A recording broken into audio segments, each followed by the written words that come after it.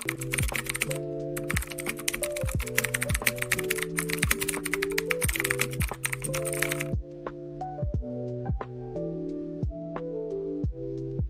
good day. Tapos next naman po natin is yung MD command sa CMD. Pero first of all, i-define po muna natin kung ano yung gamit ng MD sa CMD natin. MD command is a command used in the command prompt to create a new folder or directory sa loob ng current directory mo. Example, nagda-download ka ng PDF files para sa bawat subject mo. Gusto mo silang i-organize by subject. Instead na mag-manually ka pa ng create folder or new create folder, pwede mo naman gamitin yung CMD.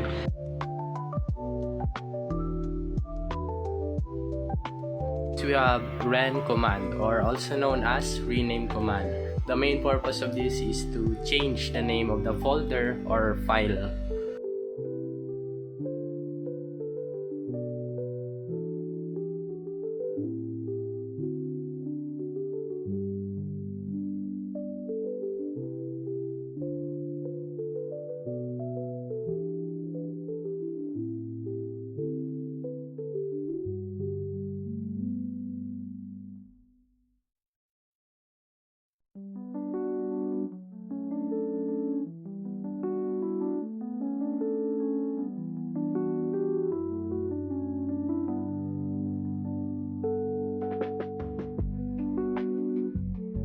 Tapos R+. So, ano nga ba yung mga purposes ng command prompt na to? So, pinapagana din siya sa command prompt. So, ginagawa siyang pagtaguan. Kunyari, may gusto kang i-hide na file. Or isang folder na kailangan mo siyang i-hide. So, gagamitin mo siya sa command prompt. So, ano nga ba yung ibig sabihin ng H+, S+, tapos R+? So, isa-isahin natin. So, yung H+ pala is ginagawang taguan ng file or folder na hindi nakikita sa normal view. Na kunyari, pag nagbubukas tayo, hindi natin siya gaano nakikita kasi nakatago siya. So, sa H naman, naka-indicate dito bilang system file na parang hindi siya pinapagawa ng Windows. So, R naman is ginagawang read-only kaya hindi basta-bastang nagbabago or madidelete yung mismong file na gusto nating i-hide.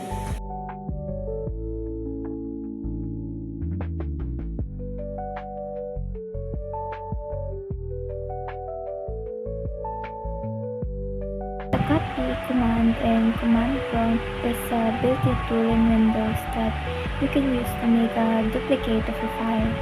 Basically, kinokopya niya yung file from one place called the source to another location called the destination. For example, if you have a file on your desktop, you can use copy to duplicate it to your documents folder, another drive, or even a USB. Very useful siya kapag gusto mong mag-backup ng important files, organize your folders, or transfer files without touching the original. It's one of the basic but powerful tools sa command prompt.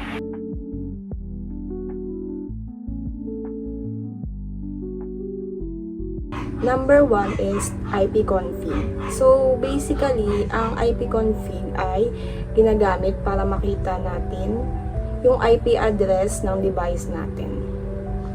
Super useful to, lalo na kapag may problema ka sa internet or connection. Pag tinatype mo yung ipconfig sa CMD, lalabas din yung details, IP, v4 address, subnet mask, and default gateway, which are all important kapag nag-troubleshoot tayo ng network issues.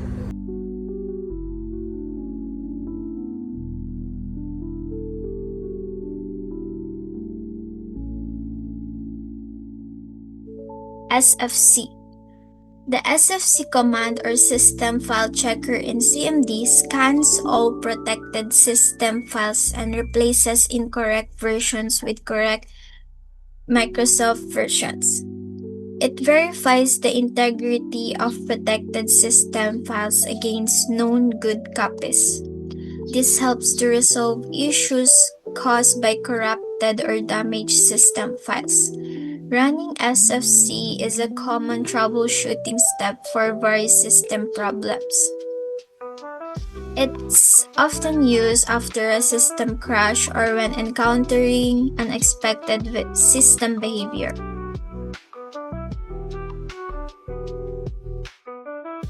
So, ano nga ba yung purpose ng DRI/A sa command prompt? So, yung purpose ng DRI/A sa command prompt is parang pinapakita niya lahat ng files at directory kasama yung mga nakatagong files. So, ito ay pakinabang din sa pagpakita ng mga system o configuration files na hindi natin medyo nakikita pag kailangan nating kalkalin, ganyan.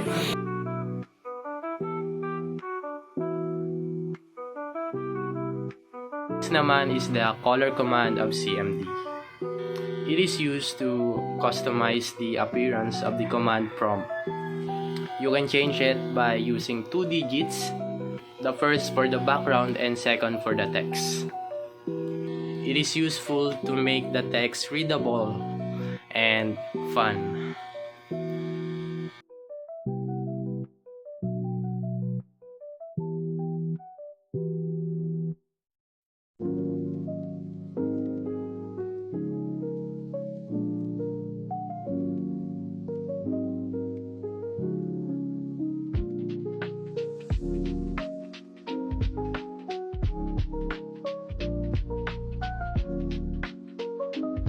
Ayan, next command naman tayo is yung CD. Define muna natin kung ano yung role ng CD kay CMD. CD is used to change the current directory you are working in. It lets you navigate sa folders mo through the CMD. Halimbawa is nasa downloads folder ka ngayon, pero gusto mo namang lumipat sa ibang folder. Let's say yung folder na gusto mong lipatan is OS101. Then, type mo lang yung command na CD, then yung name ng folder mo, o halimbawa OS101, then enter. Tapos, ililipat ka na nun doon. Kumbaga, papasok ka na dun sa folder mo na yon na OS101.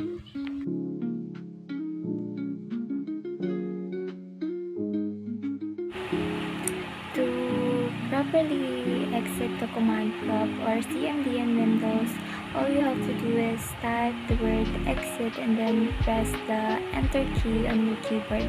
Once you do that, the CMD window will automatically close. Ginagawa ito kapag tapos ka na mag-run ng mga commands or scripts para malinis na mag-end yung session.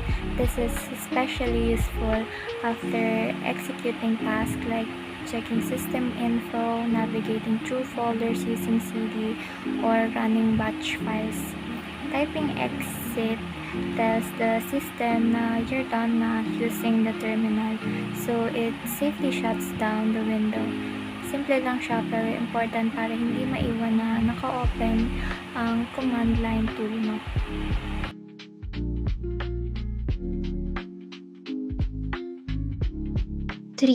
The tree command in CMD is a recursive directory listing tool that generates a graphical representation of a drive or paths folder structure in a tree-like format.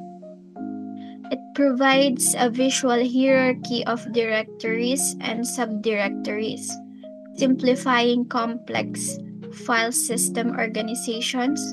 By default, it shows only folders, but the / flag includes file for more detailed view. The /A flag ensures compatibility with text-based environments by using ASCII characters instead of extended symbols. This command is frequently used for troubleshooting, documentation, and file system analysis.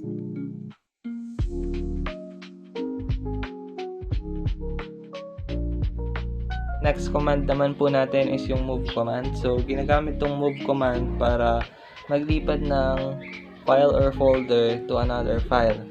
So, ganito po natin siya ginagawa. So, in our CMD, type lang po natin yung word na move o yan na yung mismong command na gagamitin mo para makapag-move ng file to another.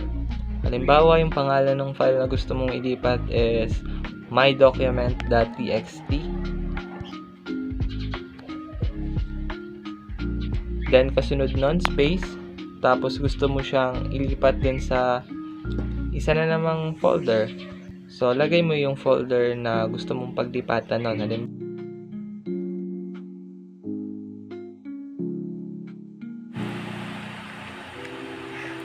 When you type system info in command prompt and press enter, Windows will collect and display a complete summary of your computer system configuration. Kasama rito ang important details kagaya ng operating system, name and version, manufacturer at model ng computer, processor type, installed RAM, BIOS version at network information. Makikita rin dito kung kailan last na nag-restart ang system mo, pati na rin ang list of updates or hotfixes na na-install. Very useful ito if you want to check your PC specs, mag-troubleshoot ng problems, or share system info with tech support. Hindi mo na kailangang buksan pa ang iba't ibang settings, isang command lang makikita mo na lahat. Press Windows plus R, type system info, then hit enter.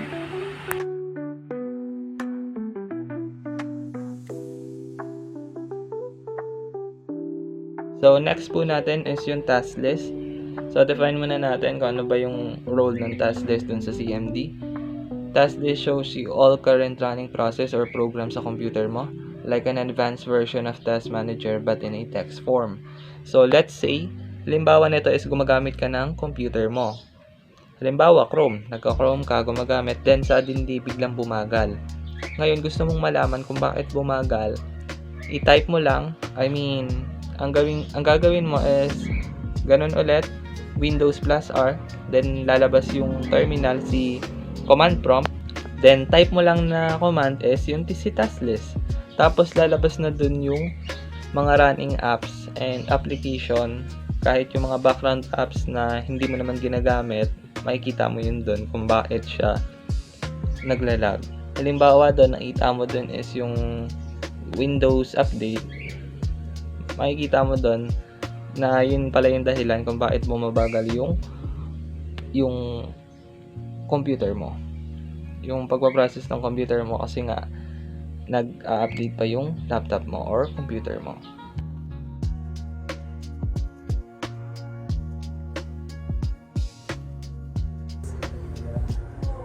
Number 2 is help. Kung beginner ka sa CMD or nakalimutan mo kung paano gamitin ang isang command, help got you. Kapag tinype mo lang yung help, lalabas lahat ng basic commands na available sa CMD.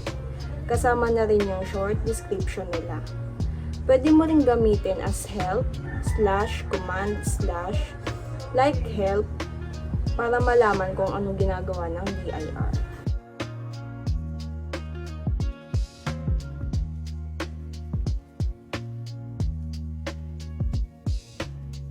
Next is the easiest one, which is the date command.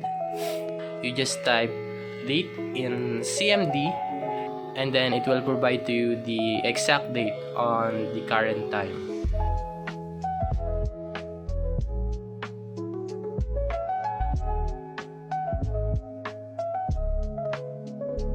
Next is we have check this command. This command is used to check and repair these errors. Inis-scan nito ang file system and the physical disk for issues like corrupted files or bad sectors. So check this helps to keep your hard drive healthy and to prevent data loss.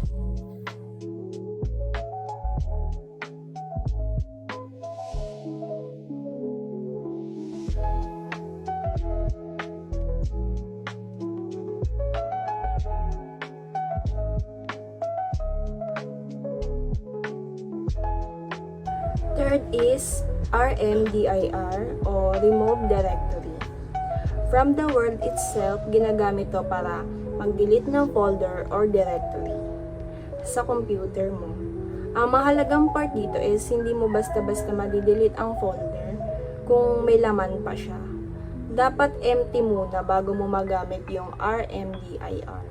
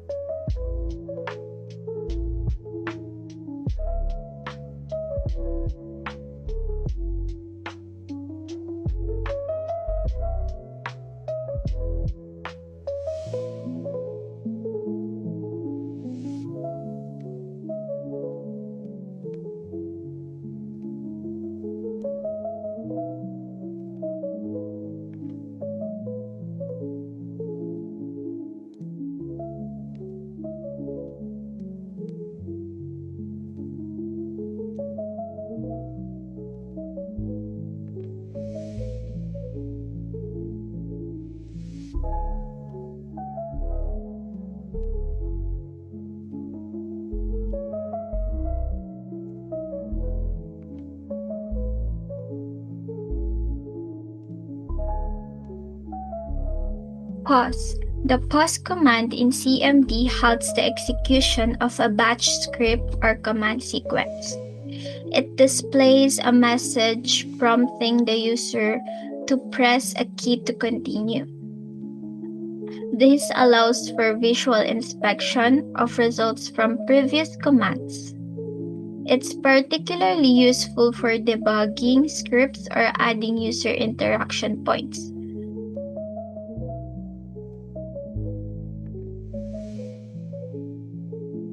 And lastly, we have CLS command. CLS used to clear all text from the command prompt screen. It will give you a clean workspace.